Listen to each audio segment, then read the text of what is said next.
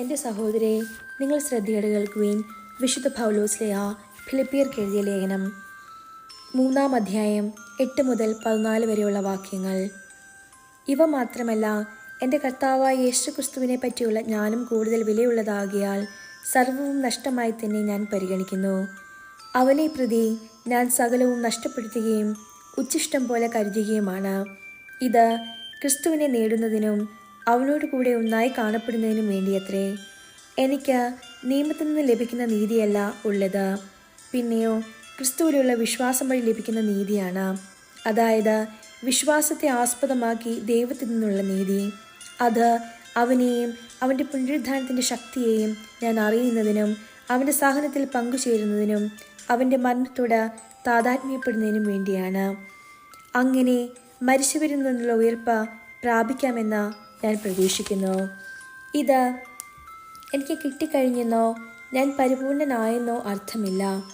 ഇത് സ്വന്തമാക്കാൻ വേണ്ടി ഞാൻ തീവ്രമായി പരിശ്രമിക്കുകയാണ്. യേശു ക്രിസ്തു എന്നെ സ്വന്തമാക്കിയിരിക്കുന്നു. സഹോദരരെ, ഞാൻ തന്നെ ഇനിയും ഇത് സ്വന്തമാക്കിയെന്ന് കരുതുന്നില്ല. എന്നാൽ ഒരു കാര്യം ഞാൻ ചെയ്യുന്നു. എൻ്റെ പിന്നിലുള്ളവയെ വിസ്മരിച്ചിട്ട് മുമ്പിലുള്ളവയെ ലക്ഷ്യമാക്കി ഞാൻ മുന്നേറുന്നു.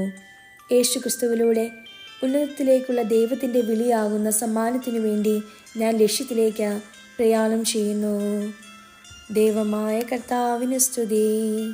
എൻ്റെ സഹോദരേ, നിങ്ങൾ ശ്രദ്ധയോടെ കേൾക്കുവിൻ.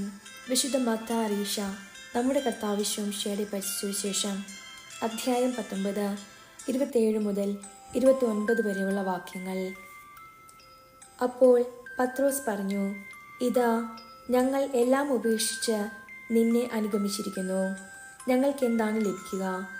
യേശു അവരോട് പറഞ്ഞു, സത്യമായി ഞാൻ നിങ്ങളോട് പറയുന്നു, പുനർജീവിതത്തിൽ മനുഷ്യപുത്രൻ തൻ്റെ മഹത്വത്തിൻ്റെ സിംഹാസനത്തിൽ ഉപവിഷ്ടനാകുമ്പോൾ എന്നെ അനുഗമിച്ച് നിങ്ങൾ ഇസ്രായേലിൻ്റെ 12 ഗോത്രങ്ങളെ വിധിച്ചുകൊണ്ട് 12 സിംഹാസനങ്ങളിലിരിക്കും. എൻ്റെ നാമത്തെ പ്രതി ഭവനത്തെയോ സഹോദരന്മാരെയോ സഹോദരികളെയോ പിതാവിനെയോ മാതാവിനെയോ മക്കളെയോ വയലുകളെയോ പരിത്യജിക്കുന്ന ഏതൊരുവനും 100 ഇരട്ടി ലഭിക്കും.